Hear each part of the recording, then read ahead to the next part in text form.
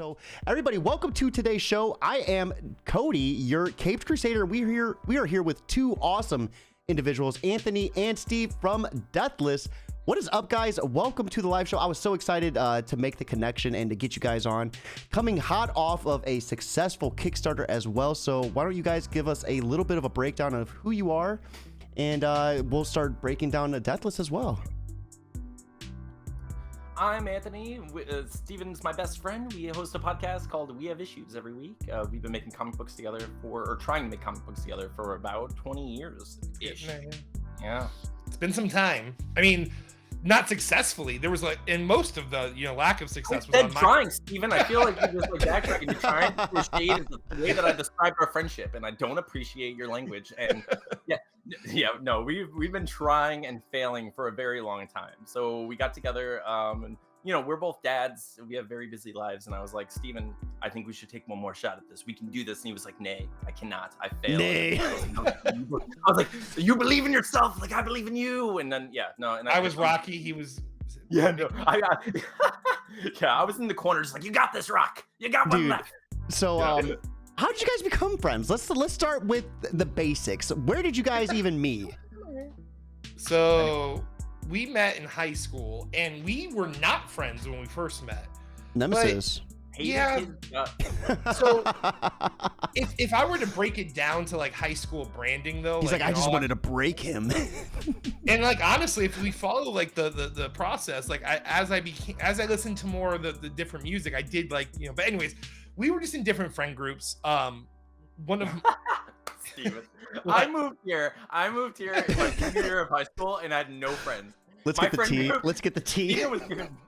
So listen, I was basically what's her, Rachel McAdams from Mean Girls, and I had my crew, and then he Katie Herringed me. He just came in and took you're like who's this new kid on the block? But yeah, it definitely started off. We weren't friends. He didn't do anything wrong. It was just us being a bunch of jerks to him. And then one of our buddies, Mike, actually started befriending him because they listened to similar music and stuff, and they ended up going to the talent show and winning 2 awards in one night because he's an incredible acoustic guitar player. And, okay. But anyways, so after all of that kind of washed out, and I basically put my metal phase behind me and started dyeing my hair black and listening to the Used, and no, I'm just kidding. But you're like, let's make an acoustic band. And yeah, so then eventually what happened was we all became friends, and then Anthony and I just became the best friends out of all of the friends. That's so basically awesome though, dude. That's such the friendships like that, the ones you don't expect are the ones that end up lasting the longest. I mean, you guys have been running this for quite some time. I mean, so what broke you two into comics? What was I guess the defining moment where you're like, hey, I want to do this, and you're like, you know what, dude, I'm good at doing this too, let's do this. What was that moment for you two? Well, both Steven and I draw, but Steven is always focused so much more on drawing, and I've always preferred to write. So I was kind of like, how can I get the most amount of stuff done? I can't. It's taking me too long to draw stuff. I don't have confidence in my art. Steven's amazing, so I kind of would pitch to Steven hey, what if we work together and I would write something, you draw it, and then that way we can both be working on something at the same time and get more Dude, Steven, you are amazing. You are amazing. Thank you. Oh, no, I still don't believe it when people say it, but he's like, no. Steven has super Goku leveling up skills when it comes to drawing. But he falls off so quickly, and he knows it. Steven's drawing skills will seriously go from 9,000 to 5 if he gives it up for a week. I it's have crazy. to stay on it. Yep. Yeah. And, so, and that gets tough with the juggling of music and things like that, because I have to basically keep myself tempered, basically. Yeah. So go ahead. Oh, I was gonna say, so that's how it happened. As I was trying to draw and make comics, but I wasn't really confident in my drawing, but I really wanted to tell the stories. And I saw Steven, and I was like, he's getting better and better as he's trying, as long as you root for him, basically. So I was like, Steven, do you think you can do this? And he's like, no, I can't do this. And I was like, Steven, you're the best. Believe in yourself, Steve. It's you have to put it, it's a very delicate process. It's you can't put something too easy, but it can't be too hard. Too hard, and I just throw in the towel. Too easy, and I get bored. So you have to constantly like just feed me enough. But like that's like how it definitely was early on. With like. Man, the absentees, I'm pretty sure it was 3 separate times we worked on the absentees, right? So Steven and I started working on comics together, like just after high school. Like we started working on comics together. We were like, I would write something, I'd give it to Steven, and he'd be working like so hard on it for about a month. And he'd get a couple of, he'd get some cool design stuff done. He'd get a couple pages done, and then he would feel comfortable. He'd be like, he'd like reward himself and be like, look how great I did with these 2 pages. It's great, right? And then he'd slowly not do anything else. And then it was like, well, Steven, can we like, you want to keep doing it? And then it would become like a back and forth where like we're both young dudes who don't know how to like communicate that kind of stuff with each other. So it's like I was probably pissing him off and he's pissing me off, and we're just like just going back and forth and just so, it just wasn't working. How were you guys able to? I mean, because you guys, are friends first, and I'm sure this comes second. Like your growth just together as artist writer. How what troubles and tribulations have you two like gone through? From the various stages like throughout that. Well, like he was saying, like definitely I would say like our main issue was just me keeping pace, basically, like because Anthony would already have these huge worlds already built in his head. He'd have the issue. Typically, he would have issue 1 completely written, and then like a whole arc ready, or multiple arcs ready, especially with like City on Fire / the Absentees. And you're probably like, dude, like slow down, please, like give me some time. Well, I mean, I was super stoked, but then it's like I don't know what it was. Like I think it was probably video games, but like it was just like like he was saying, like I would kind of like satisfy that, and I wasn't, because like I feel like with anything, even something that you enjoy doing, it's still gonna feel like work. It's not gonna feel like you're living the dream 100% of the time. And like when I was young, I just couldn't appreciate the fact that I was working towards something. I was only doing it when I felt like doing it, which is, I mean, you're never going to accomplish any project that way. Like it's just not going to happen. You have to put blood, sweat, and tears into it, basically. So like that's definitely, I would say, a bulk of it. That was like where like the failure was happening, was on my end when it came to the artwork, because Anthony always had his side of everything ready. So So real quick, we have Amy Long in the chat. She says these two are the greatest creative couple. She loves your process. Amy's awesome. Amy's amazing. Yeah, hey, so man, I love the energy you guys have. It's phenomenal. So, Steve, real quick though, have you gone through like imposter like syndrome, like where you felt like? To this day, I still. So how do you work through that? Like, what gets you like just to like kind of just break through that? Well, I mean, like social media actually does kind of help, because I can like present that to the world, like, because I know, I mean, well, if Anthony will tell me if something looks off or something like that, but like when we hear it from like my wife, or we hear it from the same people, it's hard to like really judge how well we're actually doing. Am I pushing myself? Is this growing? Like, like, is it like, was page 2 the best page I ever did and I haven't topped it since, or something like that, So like posting it on Twitter and like seeing the results and seeing people like lose their, like, freak out over it, it does like at least boost me. Like I still feel like I don't belong in the industry. I still feel like when I look at other comic book art, I feel like second rate, but I think that really is just my own. So I just basically barrel through it like I do everything Too else. Humble. First is the worst, second is the best. You're amazing. Deal with it. So what happened on page 2? What happened? Like what? So page 2 is just like, for me, especially coming off of Play It Again, and like even like the other issues of things we've done, there was probably only one other page that I'd ever drawn where I felt like it was like pretty, like, which is the one page of the Scavengers, yeah.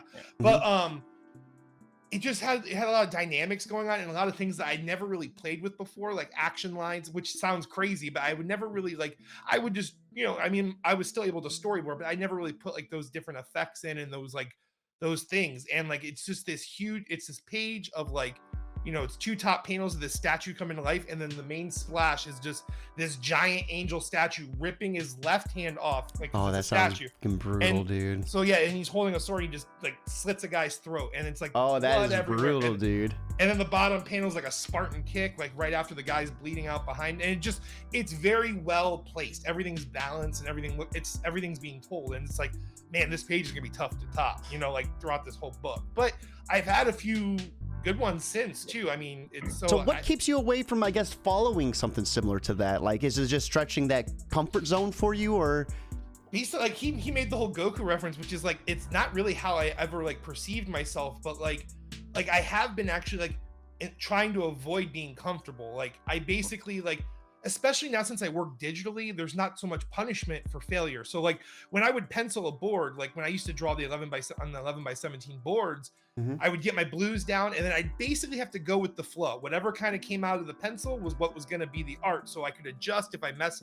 But like with the digital, I can really just sit there and like freak out over like what something is supposed to look like, shrink heads, you know, move arms or adjust this, like, because I can see the flaws in the art. So like it just gives me way more control. So like I just intentionally like push myself on every page. Like when I start a page, I'm like, okay, even though this is just him going to talk to his boss about being late, I need to try to make this page as dynamic as possible and as, you know, as cool as possible to make it like feel energized. So I just intentionally challenge myself basically. So Anthony, what about you though? Being the writer, you know, what do you have to do to push through it? I mean, do you go through that as well? And let me ask you this, as you know, I guess as someone who was an artist, but you know, Stephen, you felt was better.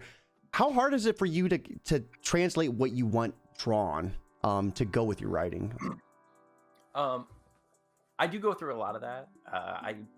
I tend to only write things that I want to read or that I enjoy anyway, you know, so like I'll hate myself until I love what I've written, you know. So like the process can be kind of grueling at times, but for the most part, I'm just like, I'll get to the end of it, and by the time it's finished, I enjoy what I've written. So I'm excited to send it off to Steven. So like that imposter syndrome isn't really there, because then it's on Steven to actually make it look like He's like, yeah, Steven.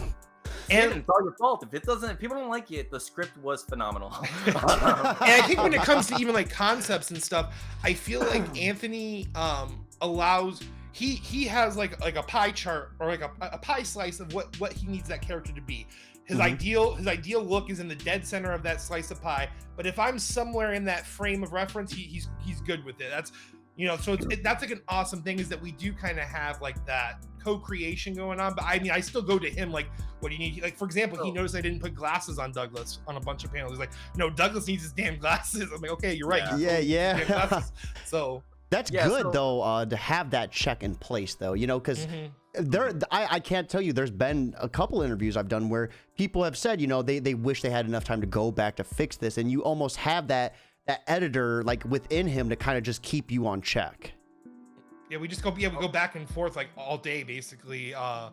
I learned that too, because Anthony, how many pages did I draw of the older books where I would just draw a whole page, perfect pencils, and you'd be like, Steven, this panel though. And like, so yeah, one of our you know, our issues that we had early on, and what I was kind of getting at before when I said we were just like two young guys trying to figure out how to navigate those words and that language together, and that's not hard. It's not an easy thing to do when, you know, it's like working with people is always going to have those weird like conflicts, and like dealing with confrontation is not easy. And we were best friends, you know, but we've learned to navigate it. But early on, what would happen is Steven would throw his whole heart into something, and then you'd be like, bro, sorry, but yeah, I'd be like, yeah, I'm sorry, I know you worked on it's like, but to look at someone and be like, I know you worked on that for 12 hours, but it's wrong and you're stupid. And like, obviously I'd never say it like that, but it sucked. So, you know, we'd have to deal with that. Now it's, we've learned to kind of navigate, you know, through like our relationship, our friendship. Well, I'm sure digital makes it a lot easier. Dude, Steve, how did that feel though, doing like, because I'm sure it was every bit of like 12 hours. Like, how did that feel having to redo that? I actually remember the page, and I think it was the good page from Scavengers, actually, because I remember retracing that whole thing. Yeah. And I mean, it sucked, but then again, like, it was one of those things where like it really sucked to have to redo it, but then the page, once it was redrawn, was like perfect, and it, you know what I'm saying? So it was like, oh, all that time gone. But where was that time going anyway? I mean, like that's basically like, I don't know, it didn't sharpen me, but yes. Well, I mean, think about it though. You just said earlier, you wonder if you're ever gonna be able to top that. I mean, so and that was the page that was redrawn basically. But then think about like what really made it work, because back then I had a light table. So what I did was I would, you know, sometimes I would draw a page a couple times actually, because like I would like something, but then I wouldn't, like, it's like I didn't have enough detail, so then I'd want to trace the whole thing again and again, and so I can like it was like layered, So that one was like one of those pages where it was so far along. And then I changed a few things on it, and then I was able to retrace over my already detailed art. So then I'm adding more detail because I already know where the nipple is or whatever. You know what I'm saying? Like there's like all the random things on the Weird body. choice, but Out of all the body parts is like nipple. I'm thinking of the giant monkey man that's like smashing the page. But yeah, so like I mean, like I said, like, and I don't know, like I mean, I 3 hours shading that nipple. 3 hours on the nipple and then like 1 hour on the rest. So we got some people in chat. Amy saying she abandoned editing for these guys tonight. Late finishing up episode 83. Like congratulations on that, guys. We'll get to that in a little bit too. You have Sean in the chat saying you both have imposter syndrome hard, but they both are so talented. Which honestly, dude, I like I said, the second I looked into the campaign, I backed it. And then I was like, hey, Anthony, like, what's up, dude? Like, let's talk. Like, let's get this done. Awesome, and then we have I'm really Dr. Dreidel. I'm Dr. Dreidel. What an awesome name. Right? What do you know Steve's hair routine? I mean, I'm kind of jealous as well. And why Mbop is the best song ever made. It's definitely Dan. Dude, when that song, I remember when that song came out and it at the radio was, you couldn't stop going Mbop. It was catchy. Yeah, well, the entire song is just spitting hard truths at us. Yeah, I mean, it's like the lyrics are beautiful. It's a wonderful song, and I don't know why anyone would. You guys play it on acoustic, don't you? There, of course we do. Yeah, they were like, that's I'd actually our opening song, before, like shit. Dr. Dreidel. Mr. Dr. Dreidel. Dude, that's a fucking fantastic name too, Dr. Dreidel. Like, oh my god. It is like really. I didn't even see the pun there, but I totally do now, and that's great. Oh my god, dude. So let's start breaking into what we're here for. Deathless issue 1. Fantastic job, by the way. You guys successfully funded that campaign. 75 backers at a total of 4,475. So Nice. Wow, how did that feel for you guys? I mean, how many campaigns have you gone through so far on Kickstarter? This is our second one, right? Second one. And the first one was they were both successful in the first day, so I almost feel spoiled. Like there was never like the nail biting when it came to the Kickstarter. Yeah, we reached over 100% within hours on both campaigns. So yeah, we're super thankful. And like, wow, it's amazing. Wow, the people come to bat for us for sure. Yeah. So something went into that. I mean, you guys. What did you do? Like, did you street team? I mean, did you have this campaign out months before for people to check out? Like, what went into that? Not even a little bit. It was only Twitter and the podcast. I had the idea that if Stephen and I kept ourselves accountable via podcast and every week just put ourselves out in front of the people and said, hey, this is what we're trying to do, watch us do it, instead of showing people like a magic trick and just like pulling a rabbit out of the hat, they just watched the entire process and saw us struggle and saw us going through it, and they thankfully were there for us once we succeeded, and I think that like a lot of people felt the same rewarding feelings that we felt when we got to the end of that project and we were ready to throw it out and let people actually see the thing we were working so hard on. And that's so that's helped. So I mean, our podcast worked really well for bringing people to us as friends. Let's go ahead and like start breaking into that though. Start I guess by giving us the name of your podcast, what you guys do on it. Obviously, you talk about your show, but like the guts of it, let's start digging into that. Well, I'm Anthony. And I'm Stevie Wildcard. Hey, and every welcome week, again. Stevie Wildcard and I get together and we do our best to take our issues so we take our various life issues and we talk about them, and we don't let them control us. We do our best to get things done, and we forgive ourselves when we fail. But every week, we just talk about what goes into the work that we're doing. We talk about the comic book that we're making and everything that we think about that, just distracts us along the way. And that's it. That's what the podcast is. So then we talk about what we've done, we talk about what got in the way, and then we make a plan for the following week every week. Yep. So has this podcast been around for your other comics as well, or did this start like with the idea of Deathless? It actually started with so basically the birth of this podcast was like Anthony was going to do an I Have Issues, but then he's like, it would just be better if I could bounce things off of somebody and like talk to somebody. And he had this like idea going for like, what if we started up like our comics again, and we can have issues. We talk about our comic. I can get Steven on board.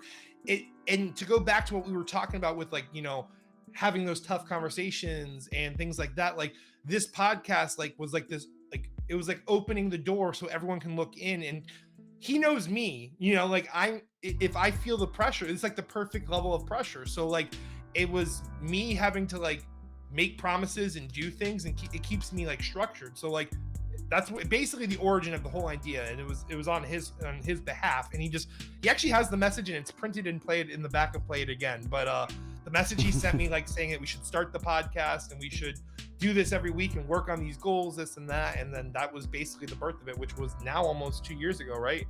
In August it'll be 2 years. Yeah, it's crazy. Dude, yeah, hell yeah. We got Amy saying she was excited to be part of the Deathless Kickstarter. It's going to be awesome. And then Sean saying, laughing at you guys doing the podcast intro as well. So, yeah, 83 episodes. That is so awesome. And you guys are going to continue to obviously probably do this with every comic as well, right? Yep. So it's basically just like a documentary of our lives in yeah. this part of our lives, basically. I was going to say, it's pretty genius on like so many different like dimensions. Not only, you know, for Anthony to put the gas to you, you know, because you work well under pressure, but also like building that rapport, building that relationship with your community. I mean, essentially, you know, you're building an audience because they're watching you do this, but they're also feeling, you know, what you're feeling like, you know, you're struggling, not, you know, because the thing about social media is we all can get on social media and pretend to have perfect lives. Mm-hmm. We all, you know, you just want to only show the good pictures. I think showing that side of you where it's not picture perfect is where people relate, because we deal with that almost on a daily basis, you know? So I think that is like genius. I think that, you know, awesome, you know, that's kudos, because like it worked, you know, you guys killed your campaigns in both days. I mean, now outside of the podcast though, what like would you say are like some of the good like practices or standard practices that maybe you tried that someone could benefit with their campaign? So what do you think? I think campaign wise, like we were kind of like lightly talking about, what I've seen personally, like at least from illustrators and like, you know, people that are like producing stuff, is like they don't have any sort of like presence anywhere. Like and honestly, it's horrible to say, but like those groups where there's other artists and other illustrators are the worst place to try to sell your own Kickstarter, because they're all it's all the same. All the fish are trying to sell the same thing, you know? So like I noticed that they just don't have any sort of presence, or like they're not, I don't know, like you just have to like get out there and put who you are out there. Cause like, go ahead, Anthony, if you want to take over. Cause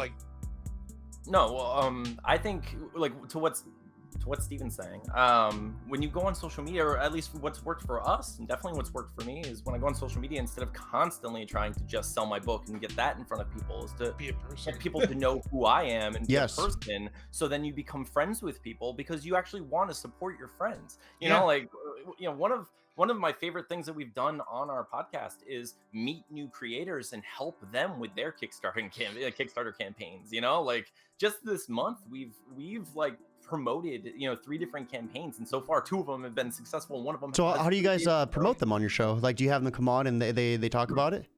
We have a couple of times. Mostly what we'll do is we'll either ask people to send us like a promo, or I'll just cut a promo for people and just be like, I'll talk about it like we're talking now. Like right now, there's a Kickstarter campaign for a comic book called Baylor issue 2.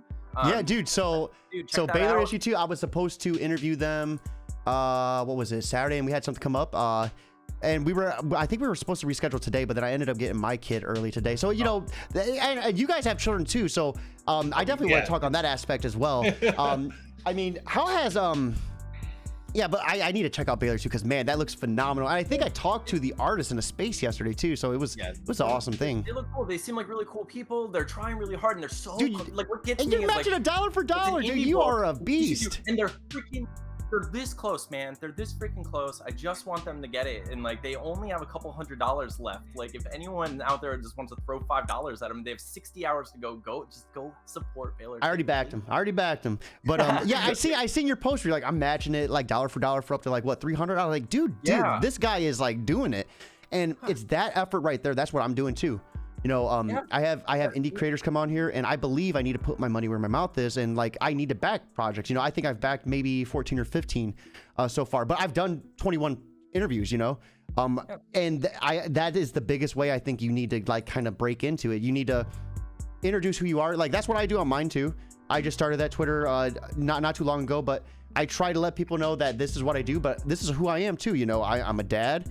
You know, I like video games. Like, you know, I like things outside of comics. Like, you know, because people like buying from people they're friends with because that comfortableness. You know, you're more likely to buy from someone that you're comfortable with, and you're more likely to want to see them succeed too. You know, because you want your friends to succeed. That's absolutely it. You know, like there's, I mean, with the internet, I mean, with social media, with all these things, like. Mike, I'm so sorry, ladies and gentlemen. Anthony edits those out. Just so you were clear, if you've never heard that horrible sound on our podcast, it's thanks to that beautiful man over there, because he's probably edited out hundreds of mic stand rockings. But anyways, I'm gonna do like fund me for a new mic. We're doing it. EP of you just drumming on the mic. But yeah, like.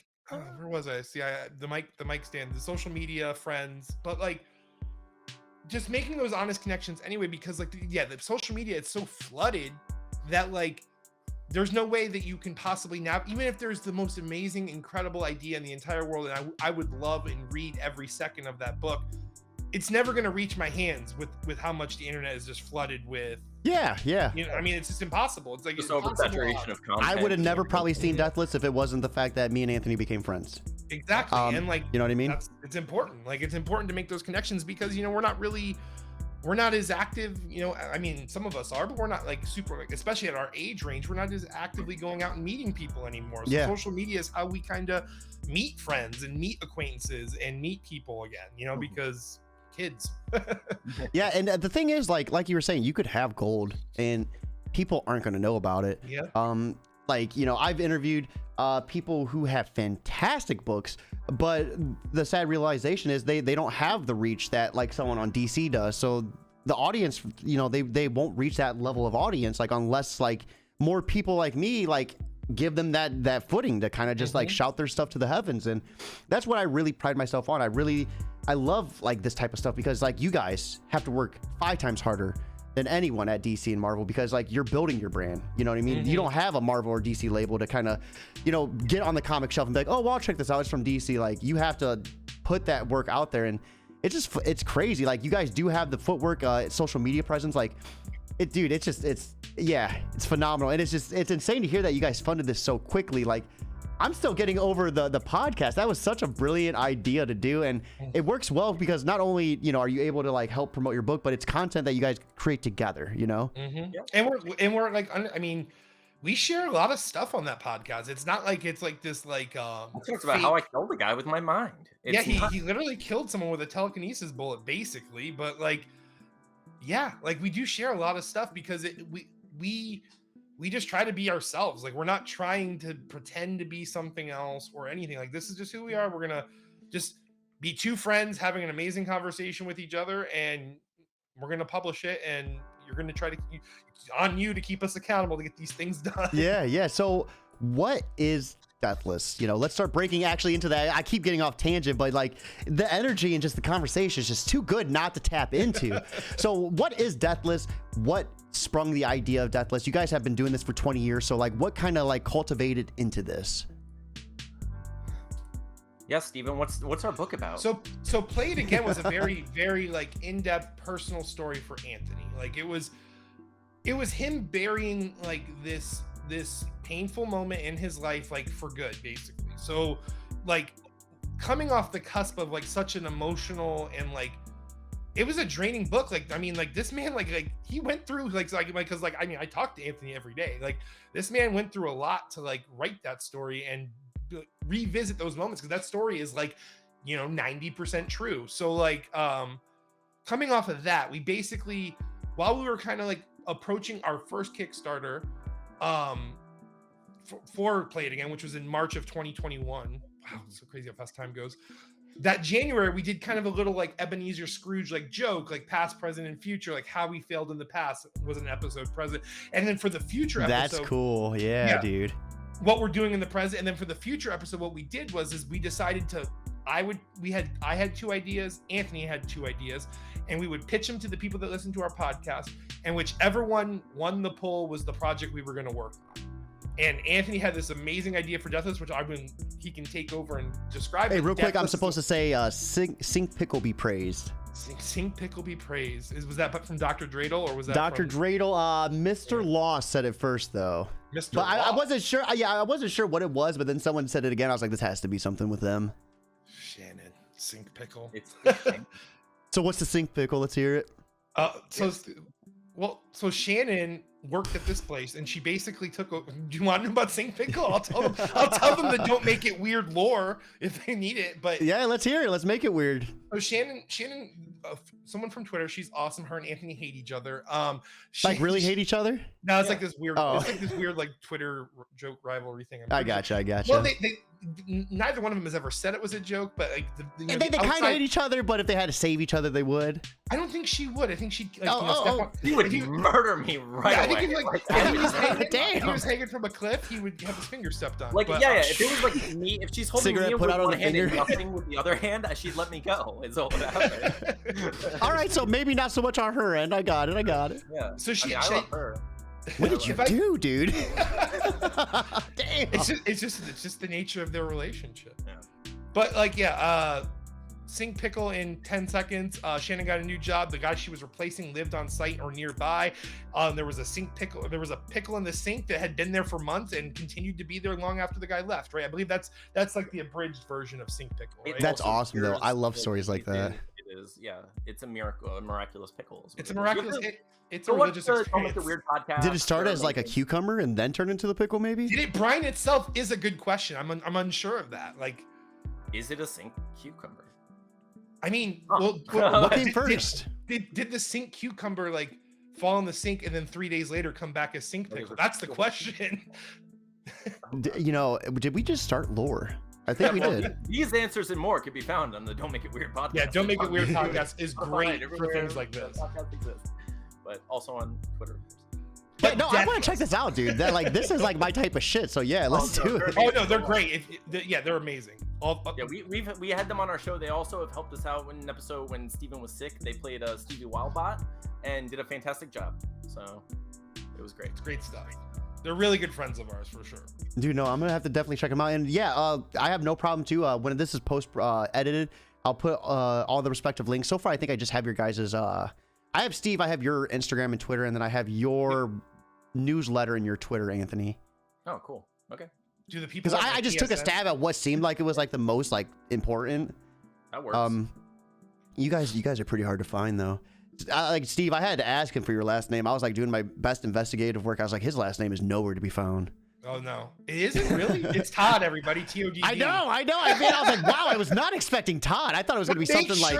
Make sure you get the right Stephen Todd, because my dad's name is Stephen Todd, and he I love him, but he is not a good person, ladies and gentlemen. Stay far away from Stephen Todd. Steven, no one's asking to throw Stephen Todd under the bus. Yeah, I'm Stephen Todd Jr., right? Nope. So yeah, let's get back to Deathless though. The sink pickle threw us off, but I had to bring it up. Deathless won the poll, and then Anthony had this amazing idea for Deathless, and you can easily take it from here, Anthony. Steven, that was beautifully obfuscated. Like, you just circumvented explaining what Deathless was about so perfectly, and then threw my own thing back to me when I was trying to throw it to you initially, and I don't love it, plus I love you. I love seeing that, because your guy's like, I'm gonna pass the ball to him real quick. Yeah, I was trying to just like throw my hands up. Anyway, well, Deathless is a supernatural action comedy comic about a man who becomes possessed by a supernatural entity that has one job, and it's to stop this evil from attaining power. So this ancient entity enters this man, and he wants it to be gone, but the only way for him to get rid of it and to be, live his normal life is to fulfill the mission of this entity. So it's a pretty, it's a mostly silly comic. It's very funny, but the idea started because the book opens up like years and years ago, forever ago. There's a cult trying to just harness this power. They're all holding these gems, and they're like summoning this like ancient evil, like the most like stereotypical tropey cliche. So it's a bunch of Jafars, just a bunch of Jafars standing around the statue. So, like, we're gonna harness this power. So they're as the power is like it's coming into them, they're all gaining this glory and they're gonna attain this greatness. One of the people among the cult, one of the people in the enclave, they're like, this is a bad plan. Like this never works out for anyone. We can't do this. Like if we have this power, we're gonna abuse it. We're gonna murder people. Like this is what are we doing? So what he does is he casts this spell and he's just like. He puts all of his energy into his stone and he casts a spell to protect people from that power that's coming to life.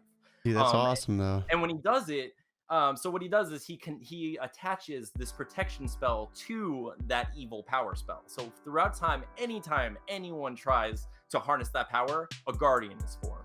And the first time it happens, the guardian is awakened in this awesome angelic statue. So it comes to life, the statue comes to life, and it just myrtleizes everyone. It just kills the entire cult. Dude. The most violent ways possible, too. Like, oh, yeah. I'm pretty sure one of them, he snaps their neck with the stump of his fist. Like, where the fist is... It's terrible. When you... so funny, but, so, when you gave Stephen the story, like, or do you have more to talk about? I mean, I was gonna get to so basically what happens. So the statue, once it completes its mission, that entity within the statue fades, the statue crumbles, and it goes away. That happens throughout time. Anytime any group comes together to try to harness this power. So the first time in eons, like in a forever, someone tries to harness the power again. It's in modern times, but there's no statue for the entity to take, to take over and to possess. So rather than possessing some sort of like strong entity that's made to do battle or anything like that, it goes into the body of a nobody, just a regular mild-mannered dude, So then it's kind of has to work with his like gross meat form and like, save the day that way. Yeah. And then it turns out that the entity can control the man's body when he goes to sleep at night when he goes to sleep. So. Whenever he's unconscious, basically, he gets full reign of the body. So, dude, that's cool. Yeah. So, that seems like some a little bit of Moon Knight influence. Like, what kind of inspiration? He's like, I've heard this a bunch. It pisses me off. Like because I'd never even heard of Moon. Like I mean, I've seen it. Like dude, the only thing I've ever known about Moon Knight is like the Dracula thing. Like like Dracula, you have my money, or like you stupid nerd or whatever. Yeah. Like, that meme of Moon Knight. That was it. So I was like, when I saw Moon Knight coming out, I was like, I'll watch this. And I watched it. I was like, Steven, this is kind of similar. I mean, there are so many differences. So I'm not. Yeah. I mean, but I was just like, God, The big thing, I guess, to acknowledge though is like, it's hard to do something that hasn't, I guess, like you're not doing Moon Knight, but it's hard to do something that isn't similar. You know what I mean? Because so much has been done. There's comics have been around for 70 years, maybe more.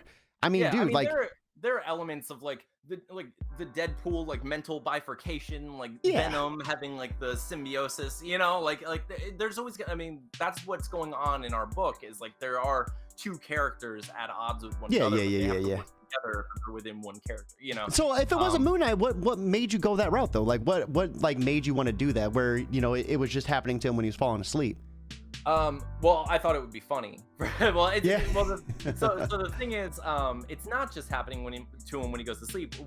Most of the comic is when he's awake. But he has to come to terms with the mission of the thing within him, because the only way to get rid of it and live his normal life is to fulfill this creature's mission.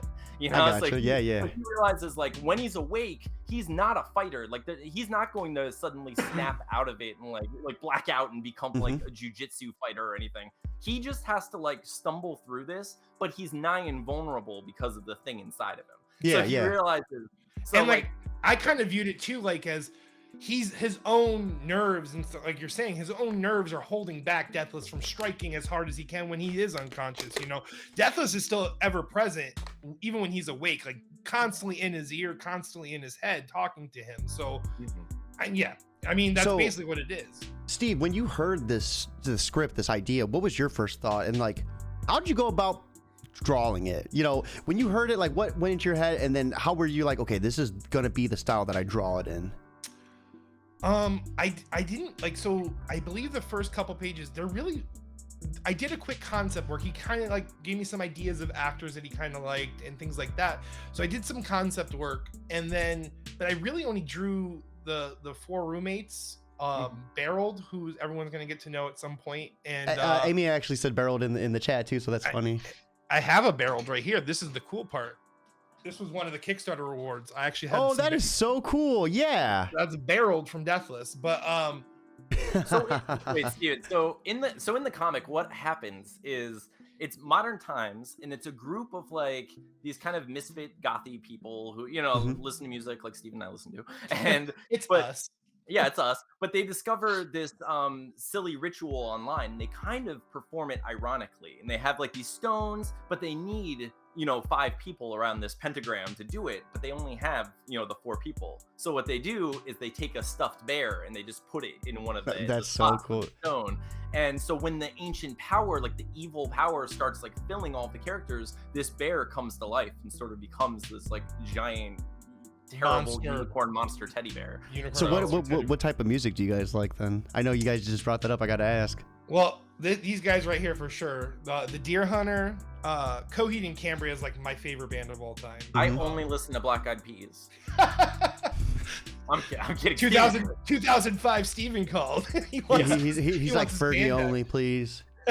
But yeah, like Coheed, back in the day, like when the scene was blossoming, I was definitely into like The Used, Silverstein, Census Fail, From Mom to Ashes. Oh my god, dude! So you would shit. Guess what? My first concert was Taste of Chaos, baby. Oh, dude, Taste of Chaos, 2012. Got to see The Used and My Chemical Romance do a duet of Under Pressure. Oh, dude, that's amazing. Nice. See, the Taste of Chaos show we went to, My Chemical Romance had prior engagements, so they didn't go to our show. So I never got to see My Chemical Romance. That was my time to see My Chemical Romance. On the bill, my Killswitch Engage, Under Oath, Static Lullaby, Census Fail. Was there. Yes! Oh, dude. It was a Static Lullaby, dude. Like I was so Hair straightened, girl pants up. Yes, dude. It was a blast, man. It really was. But the fact that My Chemical Romance canceled at the St. Pete show. Listen, Gerard, I'm coming for the comic book industry, and you're gonna perform an acoustic set for me once we're coworkers, okay, buddy? You owe it to me. He actually, dude. How did you guys feel about him going out and doing his own thing too? He actually scripted Doom Patrol. Oh yeah. I have his Doom Patrol. It's so good. And then the Umbrella Academy's the Umbrella Academy, That's phenomenal, dude. Phenomenal. Yeah, he's really great. I mean, he has like Grant Morrison vibes to him. Like he touches on a lot of cool themes that other that you don't see often. So are you a movie buff as well? Oh yeah, we love. I mean, I love that looks like Anthony loves him more, but I definitely love. I was gonna say that is that No Country for Old Men behind you? Yes. I was gonna say, yeah, dude. Yeah, right there. Yeah. I was like looking. I was like, I want to ask. I was like, but I don't want to seem like a jackass on the stream. Oh, No Country for Old Men and Evil Dead 2. Yeah. Did you hear Reanimator, Monster Squad? These are comic books from the Lost Boys. I don't know if you guys have ever seen the Lost Boys, but if you haven't, you should watch it. The foundation Old Lost Boys. Old Lost Boys too. So Steve and I like one of the foundations of our friendship was we both just bonded over our mutual love and adoration for Lost Boys, and then we so much so that it became the like crux of our 50th episode of our podcast. In fact, dude, let's go. If you haven't seen if you remember the song "Cry Little Sister" from the Lost Boys, we actually did like a punk cover of it. It's around. If you go down in our like YouTube. Like channel around episode 50. No, don't be humble. Steve and I did an awesome pop punk like rendition of "Cry Little Sister," and we sent it to G. Tom Mac, and he thought it was dope, and he loved which was it. awesome. The original, creator of the song, commented on it. I think he retweeted it too, didn't he? I was so awesome. excited. Did you hear? They're supposed to have Ash be, I think, an evil Doctor Strange variant. Yeah, I saw really? That. Yeah, it makes dude. sense. It has Raimi, right? Sam Raimi's directing it. Yeah, dude. That would be cool though. That'd be really cool. I love you. So okay, let's. Like I said, I originally when I was telling these guys, I was like, it's gonna be like two bros just talking about comic book, and like that's what we're just fucking broing out and getting off the subject. So with Deathless, we got the idea of the script behind the story. Where are we gonna see this issue go? Like how many issues do you have in mind? Like the arcs. Like where are we gonna see the storyline go? You're thinking like 4 to 5, right, Anthony? I believe. Yeah, I mean, we'd like to do more, but we're trying to do like a finite story, so it, just like essentially a mini series. So we're probably gonna end up doing 5, is what I imagine we're gonna do. I think that would make it the best story. But that's our plan. Where do you guys see yourself going after Deathless then? Vampthology, Steven. We're doing a vampthology. We're gonna do a Let's do it. So what's that going to be about though? Let's break it down. Like, what's the idea? What's the premise? I mean, not all of the stories are going to be in there like this, but we have a segment on We Have Issues called Pitches Get Stitches, and it's basically Anthony's like fantastic brain is just conjuring up these like silly, amazing, like pun title based ideas, but also just great ideas too. For 90% of the time they're vampire stories. So we have Pitches Get Stitches where Anthony, basically the format is he's feeding me this story, and sometimes you'll see me realize the pun that's coming. I'm like putting the math together, and like every time Steven, and then he hits you with the title, and it's just this amazing pun. And so yeah, we basically have this idea because there's a few ideas we have that are kind of fun, kind of cool, and we were thinking like instead of doing like a bunch of comics, we can do like a bunch of like 9 to 10 page short stories in like a vampthology, and it would just be all these cool little tales from the podcast or what else he has written. So can we get a taste of one of those bad puns then? Ooh, what's a good one, Anthony? What's a good? I mean, we can do the one really quick. He's like, if I have to. Anthony's got a memory like a steel trap. It's insane. Like this man is. We have so many. But okay, so there's one where a guy gets dumped by his girlfriend. He's essentially like living out of his car, and he's just like, I just don't understand what happened, like what's going on. So he calls his friend, which would be Steven, and he just calls his friend. He's like, listen, I don't know what happened. Everything was going really well. I think something's going on. Maybe someone's feeding her drugs. Like I don't understand. We just come hang out with me. Like we gotta figure this out. And he's like, his best friend's like, look, I have a family, but I'm there for you. Like if you need me, I'm there. So he goes and he gets in his friend's car. They drive. He's like, look, we're just gonna park outside of her house where my house was. She just kicked me out. I just want to understand what's going on, So they're outside of the house. They order a pizza. They're sitting there together, and they're just talking about the breakup and about everything that's going on. And they watch someone pull up, and when they get out, it's like this mysterious person's like, but it doesn't look like just a person. Like something's wrong. Something is amiss, And they see it go in, and then this, someone else comes up, and then they watch this guy get murdered in front of them by a vampire. And they're like, what the fuck? What? Yeah, and they're like dude. freaking out, And so when they freak out, the creature turns to them and like comes over and just like crushes part of the car, and they can't go, they can't move, they can't go, go anywhere. And the creature tries to get in the car, but he can't because the guy lives in the car now. It's his home. Has to be invited in. The vampire has to be invited in, right? Is that a thing with vampires though? Oh yeah. Yeah. They have to be invited in. Make sure you don't have a welcome mat, buddy. Oh man. So they can't get in the car. They're like, oh. So now these two guys are stuck with like this vampire-like shark that's circling the car, and they have to try to figure out how to get out of the situation, if they can make it till daybreak. And the vampire's sitting there trying to like mesmerize them, do whatever it can, and they have to find a way to figure out how that affected the guy's breakup and how to get out of that situation. And they're there all night to figure it out and crack that case, and it's called Stakeout. Like a oh, stakeout. I fucking love it, dude. That is silly as fuck. I love it, man. Oh man, you can really tell you guys really bonded over Lost Boys too, with the vampire themes and everything. What's that Quentin Tarantino movie that yes, dude. When they survived because of the sunlight and everything. It's fucking awesome. Vampire. How many minutes is like first 20-30 minutes of that movie is just a bank robbing movie, and then dude, it gets so serious, and then it's like a B-rated fucking horror. It's crazy. Love it. So, dude, we've been chatting for an hour. Holy shit. Let's go ahead and start, I guess, rating it back in. So with Deathless, with your Kickstarter, you guys killed it. What was some of the tiers you saw the most success with? Well, probably physical copies, right? Yeah, the physical copy. Everyone wanted a physical copy of the book for sure. Like that was like far and away like the most popular. I was surprised that so many people wanted to be in the book. Like, if we have the opportunity next time, I'll open it up for more background characters if possible. So how did you end up putting people into the book? You said you like draw them in? Yeah. Which is super convenient for us, because normally when some comic book creators are running Kickstarters, they're paying an artist to do it, but we're just an entity, So sorry, I slowed the drop on the stand. It's all right. Hey, at this point, it's almost like a nice little like sound effect for us, I'm gonna edit in a cymbal at the end, like a little hi-hat. But yeah, no, like we can literally add people in on the fly because of our process. So like he doesn't have to send, proof. There's none of that. So it is actually really easy to incorporate people into the book. Like, so how much was that tier then? Ooh, what was think it? it was 200? Yeah. Either 2 or 250. Yeah, that's actually a pretty good price too. That's not too bad at all. And your physical copy, a signed copy was 20. The 15, the regular one was 15. Digital was 5 too. That was a fantastic price as well. I mean, it looked like you guys definitely had like awesome goals, awesome pledges, everything as a whole. Like, what advice would you give someone out there like to do? I mean, it sounds like your podcast like helped you tremendously, like just like getting that crowd formed. But I guess for someone who doesn't have that, and someone who's not in the market, I guess, to make their own podcast, so, because there are people out there who just don't have the time. What would you, I guess, advise them, on how to do it, how to build that social media presence? I know you reflected on it a little bit more earlier, but I guess like to condense it again, and tips for them to kind of succeed. I think for a majority, because I'm assuming a majority of people that are running Kickstarters are the writers, right? I would think.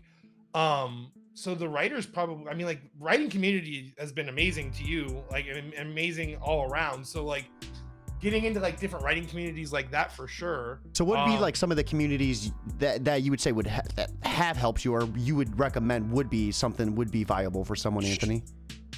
Yeah, definitely the writing community on Twitter is so welcoming, and I think it's really about the context, like how you go about it, like we were saying earlier. I think that where a lot of people will focus on just sending links out over and over and over.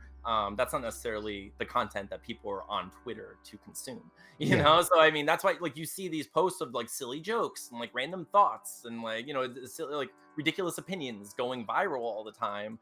Those are things that people are on Twitter for. So, dude, your Twitter is fire, too. Like, I'm not trying to interrupt you, but, like, I was looking at it, and, like, every post has just an outrageous amount of likes. I'm like, dude, this dude is, like, just a magnet right now. He's hilarious. Dude, it is, dude, for real.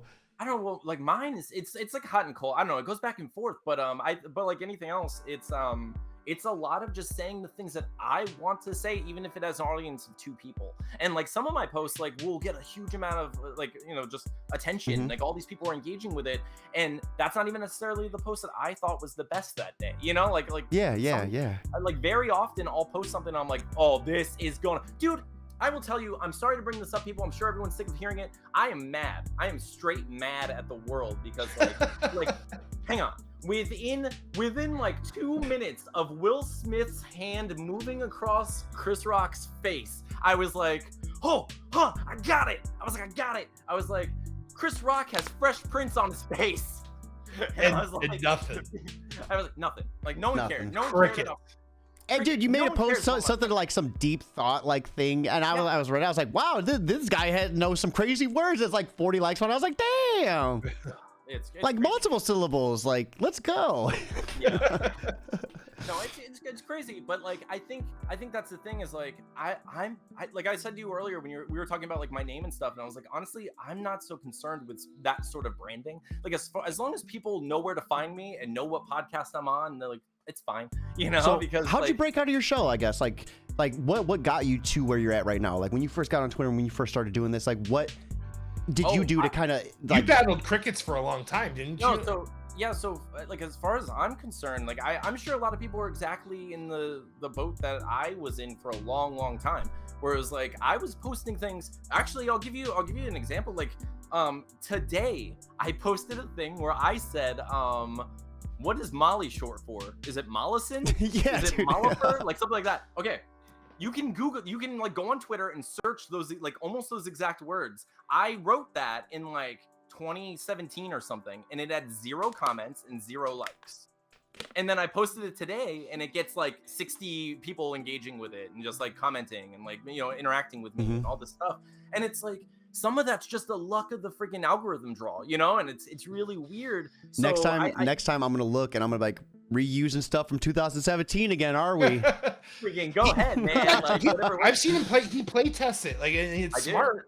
But like I've seen him, because like I see every one of his tweets for the most part, and I'll see him tweet something and then he'll like tweet it again a few days later, and he's so right. Like some days that same joke just doesn't find its audience, and then like a couple days later it finds its audience and explodes. Well, the beautiful thing about Twitter is like when I like it, my audience sees that I like it. So that luck of the draw, like if I see it in my algorithm and I like it, then my algorithm sees it. Like you're 100% right. It's insane how that works, and and things like, I guess, to manipulate it. Do you just normally type, or do you like post, like, do you find success with like posting images of your comic, or like, I guess, like, what sort of tweets do you see like the most love with? For me, it's almost always my drawings, my hair too. It's fabulous. I love it. And this is like not. This is just Kaioken. This is not even Super Saiyan yet, even though it is gold. But like, but no, hair pictures do get me some likes. But is it Kaioken red?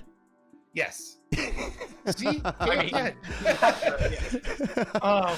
I must be like Ultra Instinct or something. Yeah. Close or like Rose or whatever.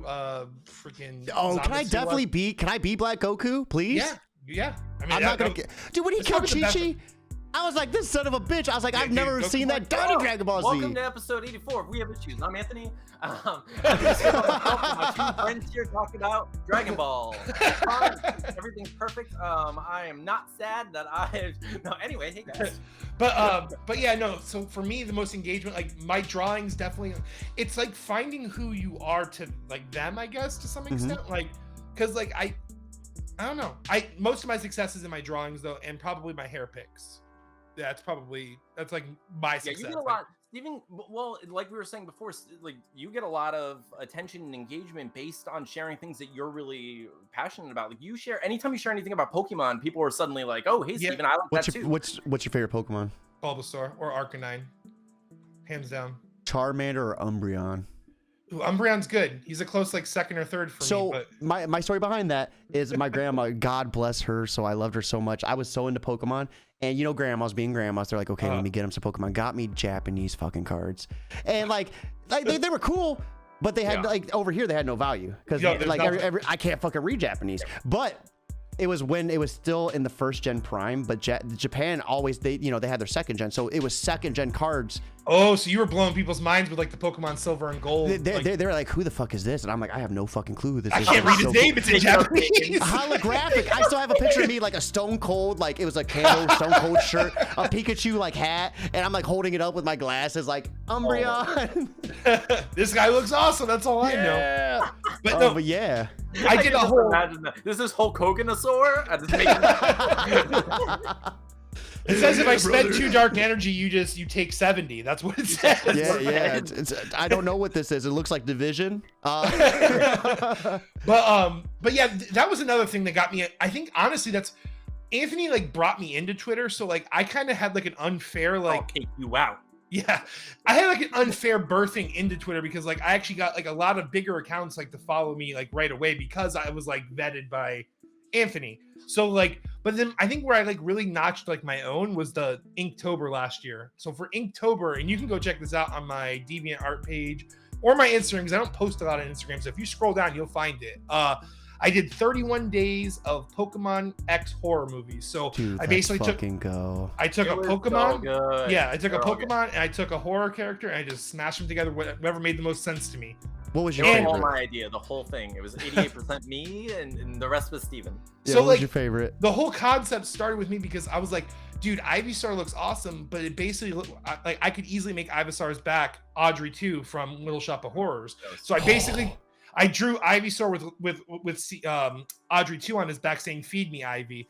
And I thought it was so cool. And then that's like kind of what birthed the whole idea for the entire month. I was like, this is cool. Can I keep this up all month? So then like Jesus Christ, Anthony was feeding me ideas, cool. like friends were feeding me ideas for the month. But most of the drawings, like especially like in the middle, like I would just wake up in the morning. It was like before I would go to work and I had like an hour to do one. So I would just like think of something real quick, draw it up, and I would post it. And it was. Hey, is that Majin Buu behind you too? Oh yeah, for sure. So real quick, let me blow your mind real quick. You ready? He is Majin Buu. Hey, so yeah, do you remember this? Look how old that is. Look how old that is. Dude, I remember those figures that came with the. Dude, I so remember that. Oh my god, dude! When I found that eBay, $30, I was like, I don't care if it's overpriced. Send.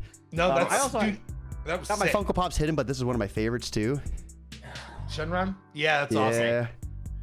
I had dude. Like I said, keep it a geekly, man. I see something geeky, I was like, let's go.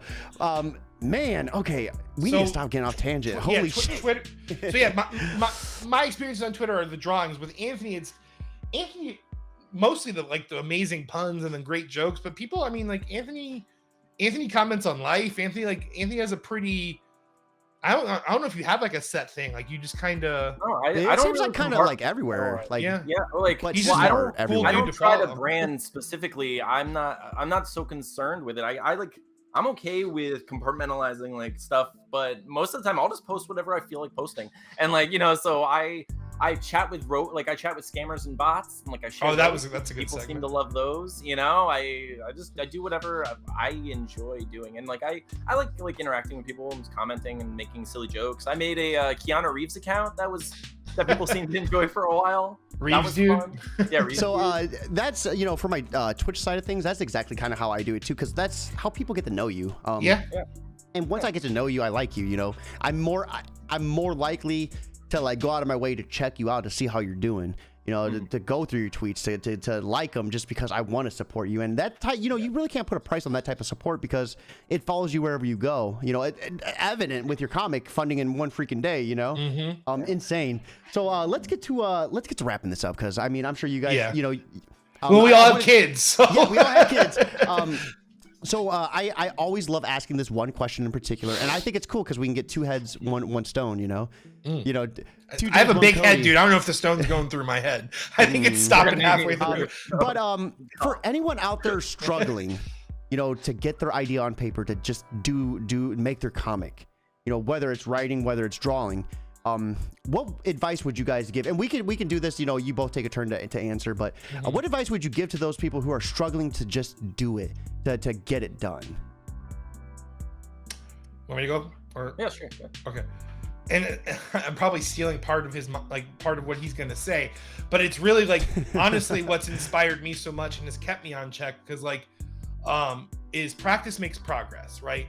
So like don't like say you're gonna spend, if you're an artist, don't say I'm gonna spend 2 months to practice my drawing to make this comic book. Draw the comic book. Just draw it. Just make it. Just do it. Just work on it, because every step you take is just going to be progress in the entire journey. You know, just sit down and for the art side of it, just sit down and draw, man. Like draw the comic. Like don't tell yourself you have to draw this character like 8 times to make sure you mastered the hand. Like screw that noise. Like just start drawing the comic and like work out your kinks and like go through the motions and finish each comic. And as you progress, like if you look at Play It Again side by side with Deathless, I still went through and pushed through Play It Again and kept it, as consistent as I could. And it's not my most, I'm not like looking back now with Deathless in my hands. I see my own growth, but I didn't wait to draw like I did in Deathless to make Play It Again. I just drew Play It Again, and Anthony, I made the book, So like the practice makes progress mantra is like what I strive to live with and live by and be, and it's thanks to that man over there. So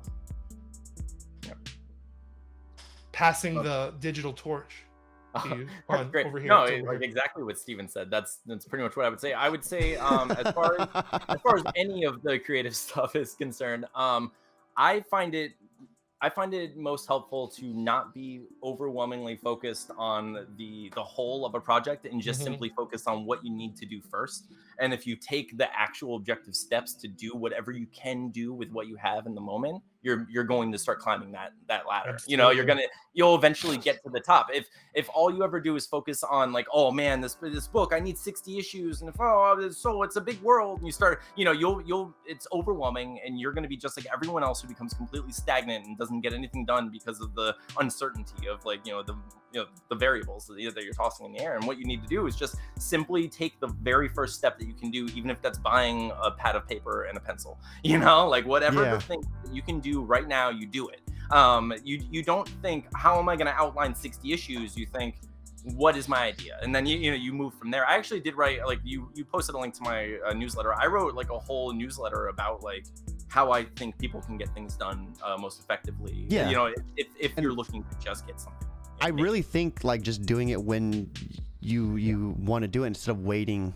My biggest thing, like I always held myself back because I didn't think I was ready. I think I needed, fancy lights to get people to want to come to my podcast, and a fancy background for people to want to come. When in honesty, like it's the personality. You guys, we found that with our podcast. We you found guys out would with not our give two podcast. shits about my background if I wasn't entertaining, you know? If Yeah. I wasn't, I guess, like bringing that energy, you would care less about that. It's this right here, this vibe right here. It's the energy. Yeah, it's who you are. Awesome and, response, dude. Mhm. Yeah, that I need to marinate on that. I'm gonna like when I get ready to listen to this again, I'm gonna marinate on that and like, wow, dude, this is you guys both like some deep words of wisdom right there, and like, man, this was such an awesome experience. Like, thank you guys so much for coming on here and just like Absolutely, man. giving me time out of your schedule, like, cause like, we're all dads, you know. At the end of the day, we're all dads. Thanks for having us. We appreciate it. Dude, for real, for like, and you guys, my kid was literally coming up to me, like, getting ready to say goodnight, like, while we're doing our audio check, like, and like, you wouldn't even know, cause like, man, it's just, it's just so awesome. Before we were talking, like, we were all like easing out the nerves and shit, getting ready, and like, dude, this was such a fucking fire show, man. So big shout out. It was Yes. great on our end too, man. Big shout out to Anthony and Steve for coming on here, breaking down Deathless issue number 1. Let's get you on for issue number 2. When are we looking to get the ball rolling on that? So issue 1 will probably be, our goal is to have it printed by like, I think it's June or July. So we would, I mean, while we're shipping stuff out, I'll probably already be working on the pages for issue 2. I know Anthony's already started working on the writing. So, Yeah. but the process, I mean, like, we never really elaborated, but like, I draw it, he flats it. So he still has work to do on Deathless, which is funny. He wrote it, but he's still going to be flatting and stuff like that. But Mhm. Yeah. I I would say color we- and letter are both. Yeah, he colors in letters. So And he does. I do like the flat coloring. Steven does all like the stuff that makes it look beautiful, Yeah, and yeah, then yeah. I letter. he gives me the But colors. I mean, I'm sure the way you guys got it is the way it balances out, you know, so that way it's not we have too our system. overbearing on. Yeah. We But, have Sean in the chat as well saying this was great and he's excited for Deathless more than ever. Saying great job, you guys. Thank you, Sean. Thanks, Sean. We appreciate you. Deathless 2, though, I think we'll probably, the Kickstarter, we usually, hopefully won't wait till March. I think issue 2 will be pretty far along by the end of this year also. Like, it's not done by the end of this year. So. I mean, we haven't talked about it, but honestly, we have another convention coming up at the end of this year, like September or November, and that's when I want to launch. I like what we did last time. So We launched this it. time, we just did our very first convention not too long ago when we launched. Our Dude, yeah, let's go. We did our very first convention, and while we were at the convention, we launched the Kickstarter. So we got to like, it was like double duty where we were like talking to people about our book, and then we're looking on the, looking on our phones and like, oh my gosh, we're making this. It's That happening. is So we're smart talking to as people, hell, and dude. We get to, so, and then as we're talking to people, we get to talk, get them to be interested in the book that we just launched on Kickstarter. You know what So I've seen it's was pretty really cool, cool is people doing QR codes for their Kickstarter. So like That's maybe what we like when you did. do your convention, Yeah. dude, yeah, fuck, man. He's like, yeah, dude, that's so cool, man. We were doing sketches and stuff to get people interested. Like, hey, sign up, subscribe to our podcast. Steven will sketch you something really quick, or like. But stuff look like that. how it worked out. You funded in one day. Like, geez, like that. How did that feel for you guys? First of all, I don't think we even touched on that. I know we're getting ready to leave, but like when you guys like started it and then you funded it in one day, where you both like called each other like, holy shit, dude, like. Oh, Play It Again was an insane experience. But Deathless, we were literally side by side with each other at the convention. So like, Yeah, we were Anthony's at like, the convention. Anthony's like, Funded at the convention? Yeah. oh yeah, we were at the convention. It was funded within like an hour or two. I'm pretty sure, right? It was really fast. It was stupid. awesome. It was so dumb. We are so thankful for. We have who like the actually- best. We have the best. So how many of friends. that came from like the convention itself? Would you say? I don't know. Not much. I Not mean, much. like we make friends with everyone. Like we Meg talk to was people, just awesome. You just like Sean. Like we become Edwin. friends with people because we. Oh, you say I'm your wanna- friend now? Like I'm honored. Yeah, man. We're like, You we joined the colony. really like I'm honored. people. We're trying to. One like, of us. Let's go. Let's Yeah, go. Hope you like ostriches, buddy. That's Yeah, right. I do. I love them. Digging my head in the sand already. So guys, with that, I could talk to the guys all night. I need to wrap it up though. With that being said, big shout out to Anthony. Big shout out to Steve for stopping in. I appreciate so much love in the chat from YouTube, Facebook, and Twitch. Guys, most importantly, I hope you have a fantastic Sunday night. We're going to be hitting Monday strong. I know Amy is looking forward to all the editing she's going to be dying from.